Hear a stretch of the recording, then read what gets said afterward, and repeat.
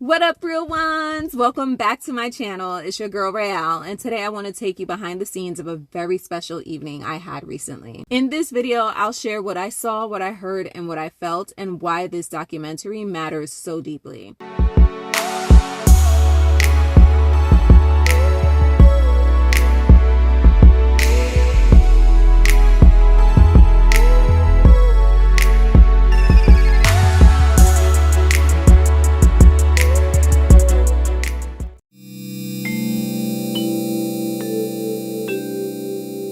I was honored to be invited to and attend a private screening of The Alabama Solution, followed by an intimate reception that was hosted by one of the co-producers, Alex Duran, and his partner, Aaliyah Salim, who's a New York civil rights attorney. The Alabama Solution is a new HBO documentary that exposes corruption, brutality, and abuse in Alabama's state prison system, stories that have long been hidden from public view. Before I walk you through my evening, let me set the stage. So The Alabama Solution is directed by Andrew Jarecki and Charlotte Kaufman, and as I mentioned, it's co-produced in part by Alex Duran. It was filmed over the course of 10 years, and it's the result of a 6-year investigation into Alabama's prison system. Much of the footage that's captured was done so by incarcerated individuals using contraband cell phones. We had record numbers of people leaving out of here in body bags. They don't want the public to see what's really going on the inside. How can a journalist go into a war zone but can't go into a prison in the United States of America? The state is settling one lawsuit after another. There's no consequences for their actions. It's not the inmate that's killing them folks. It's the guards.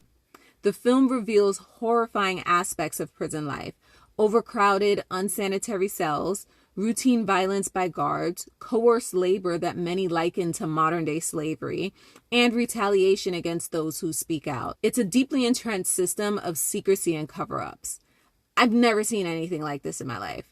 A key through line of the film is the death of an individual named Stephen Davis, who was allegedly beaten by prison guards, and whose case the filmmakers and his family struggle to investigate amid resistance and obstruction. What makes this documentary especially powerful is that the sources are deeply vulnerable. The individuals providing footage and testimony risk severe retaliation, yet they persist in telling the truth. And then there's Alex Duran himself. He brings something rare to this project. Alex spent 12 years incarcerated in New York, and he has used his lived experience and his network to help filmmakers gain access, connect with incarcerated people, and push for authenticity in how this story is being told. His perspective is not just helpful, it's essential. Okay, so walking into the screening room, there was a charged energy. Like, you could feel that people were excited but still expected to see something difficult. I had no idea what this film was like, okay? This film runs about 2 hours or so. And before the film started, Alex actually talked to the crowd. He thanked everyone for coming. He emphasized that this film is centered around people whose voices have often been silenced behind bars. As the lights went down, the audience watched footage that is raw, unfiltered video from within the prisons. We saw flooding in the hallways, crowded cells, medical neglect, people who were bruised, and men who were speaking quietly or desperately from hidden vantage points. Afterward, there was a discussion that was just as real. Like, Alex spoke about the risks that they took, both personal and legal, to bring these stories to light. The footage I saw really made me question a lot of things, especially everything I thought I knew about incarceration. Like, you hear horrifying tales, but it's nothing that you can even imagine. Frequently, I just kept thinking about young Khalif Browder and all that he endured. It's a hard but necessary watch. The power of seeing often cuts deeper than the power of reading, and this was no exception. After the screening, Alex and Aaliyah opened their office to close friends, family members, collaborators, and supporters, and I was so fortunate to have been in that space. The reception felt intimate, warm, and friendly, and even for someone who's an introvert like me. Alex briefly talked about what moved him most in the film, why it was important to bring these stories to light, and what challenges and stuff he and the film crew faced as, this project became part of the broader fight for justice. There was warmth in the room. There was respect, affection, and a sense of camaraderie, but also a very sober awareness. The work doesn't end with a screening. The screening is just the beginning, right? It's like that call to action.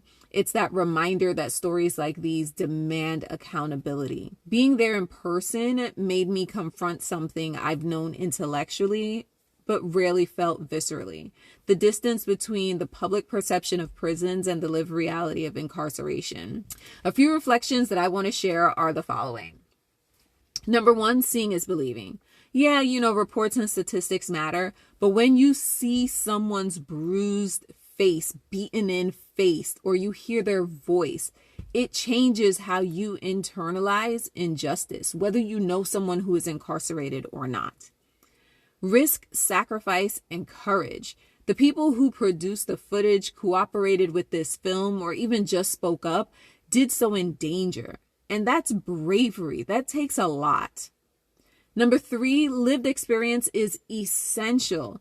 Alex Duran's role underscores how important it is to include formerly incarcerated people in narratives about incarceration. Their insight adds depth, authenticity, and access. Number four, it's bigger than Alabama. Like you heard me say, Khalif Browder, that was in New York. And though the film centers on Alabama, many of the systemic issues in this film reveals understaffing, secrecy, forced labor, retaliation. All of these are visible across many states in this country. As one reviewer put it, this film should outrage the nation. If you are not outraged after seeing this film, there's something wrong with you. And number five, holding space for hope. Even amidst the horror, the documentary shows that resistance from within matters, and that when people come together across walls, whether they're literal or metaphorical, change is possible. If you're watching my video today, here's what you can do next. Number one, watch the film. The Alabama Solution will be released on HBO on October 10th. Share and discuss. Don't just watch it. Bring it to your community. Screen it in local groups, at libraries, at universities. Support reform efforts.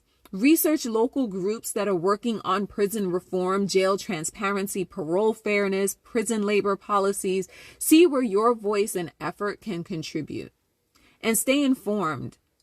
Push accountability. We need pressure on legislators, oversight bodies, and Department of Corrections to open up transparency, accept scrutiny, and act accordingly. Support storytellers with lived experiences, because when we elevate their voices, the voices of those who have been on the inside, we on the outside are able to deepen our understanding and strengthen our movements. I want to thank everybody for following along with me in this video tonight. I'm going to leave you with this. The walls between us and them are very fragile, far more fragile than they may actually seem. And when we listen to voices from behind bars, we find that we're bound up in the same call for dignity, justice, and humanity. I'd like to thank you all so much. If you like this behind the scenes look, give it a thumbs up, hit subscribe, share what you think, feel, or whatever your experiences in the comment section, and tell me about what part of this story moves you the most. And I'll see you in the next video. Auf Wiedersehen.